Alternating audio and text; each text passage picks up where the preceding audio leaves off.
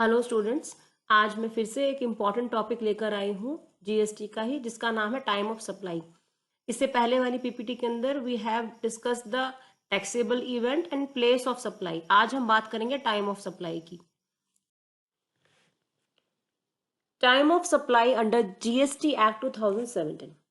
Time of supply means the point in time when goods और services are considered supplied. Time of supply वो point of time है जब ये मान लिया जाता है कि गुड्स या फिर सर्विसेज की सप्लाई हुई है। When the seller knows the time, जब सेलर को टाइम का पता चल जाता है तो उसको इससे हेल्प मिलती है ये पता लगाने में कि टैक्स को पे करने की ड्यू डेट कौन सी है। सीजीएसटी, एसजीएसटी और आईजीएसटी, इनमें से कोई भी टैक्स पे किया जाता है टाइम ऑफ सप्लाई के हिसाब से, और गुड्स और सर्विसेज के लिए सेपरेट रूल्स या बेसिस बनाए गए हैं to identify the time of supply.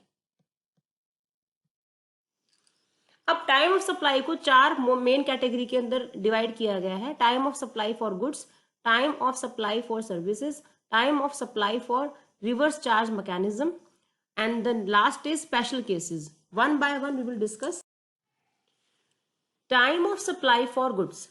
Section 12 of the CGST Act 2017 explains the time of supply for goods.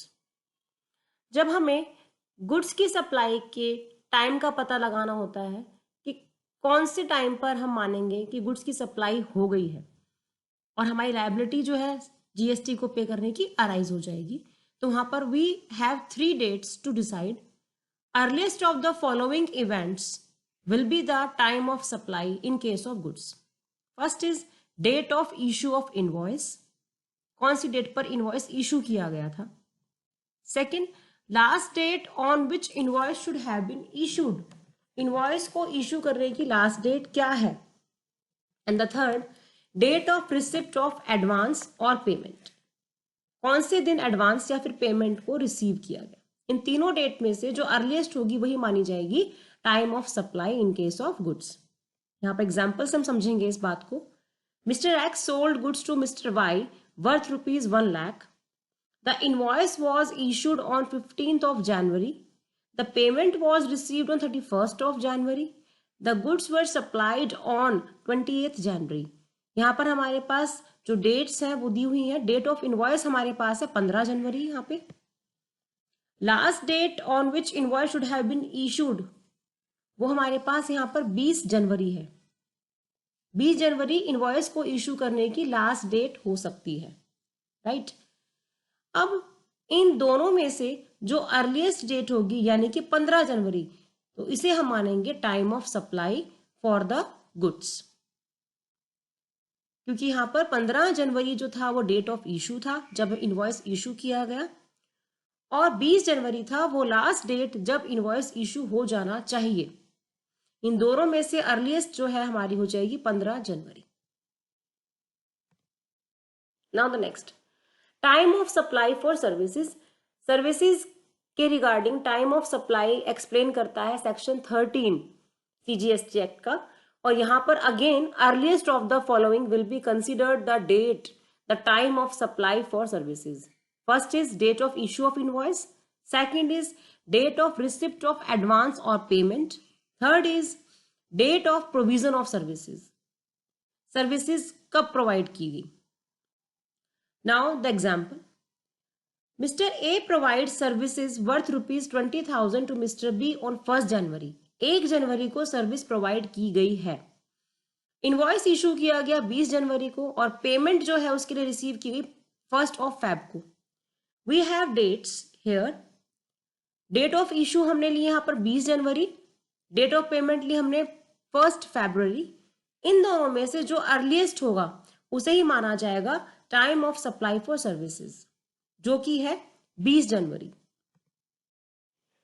Now reverse charge mechanism. Reverse charge mechanism जो होता है हमारा आरसीएम, ये अपोजिट होता है। इससे पहले वाली सिचुएशंस जो हमने पढ़ी जहां पर सप्लायर गुड्स सप्लाई कर रहा था या फिर सर्विस प्रोवाइड कर रहा था, उन सिचुएशन में supplier is liable to pay the GST to the government, but here the recipient of the goods or the recipient of the services will be liable to pay the GST. तो यहां पर situation अलग होती है GST को पे करने की। यहां पर सप्लायर की जगह रिसिपिएंट की लायबिलिटी बनती है जीएसटी को पे करने की। यहां पर भी again earliest of the two dates will be the time of supply.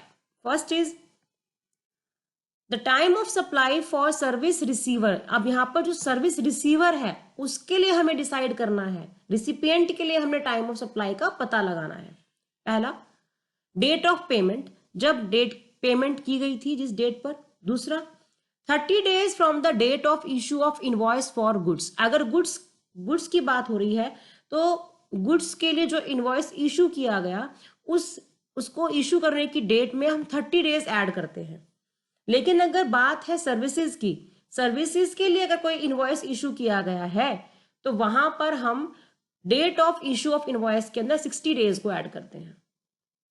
इन दोनों डेट्स में से फिर हम अर्लीस्ट को लेते हैं time of supply for services. एक यहाँ पे कंपनी है एबीसी प्राइवेट लिमिटेड, वो उसने एक सर्विस ली है डायरेक्टर की मिस्टर एक्स की 50,000 रुपीज में 15 जनवरी को। इनवॉइस जो है इशू किया गया 1 फरवरी को, और जो एबीसी प्राइवेट लिमिटेड है उसने पेमेंट करी 1 मई को। यहां पर टाइम ऑफ सप्लाई हमने डिसाइड करना है, लेकिन रिसिपिएंट के लिए, सप्लायर के लिए नहीं, सप्लायर ऑफ सर्विसेज के लिए नहीं, बल्कि जो रिसीवर था सर्विसेज का उसके लिए हमें यहां पर पता लगाना है। डेट ऑफ पेमेंट यहां पर जो थी वो थी 1 मई, पहली डेट हम लेते हैं डेट ऑफ पेमेंट जो यहां पर फर्स्ट में। दूसरी, क्योंकि ये बात है सर्विस की, तो यहां पर हम इनवॉइस वाली डेट में 60 डेज को ऐड करेंगे।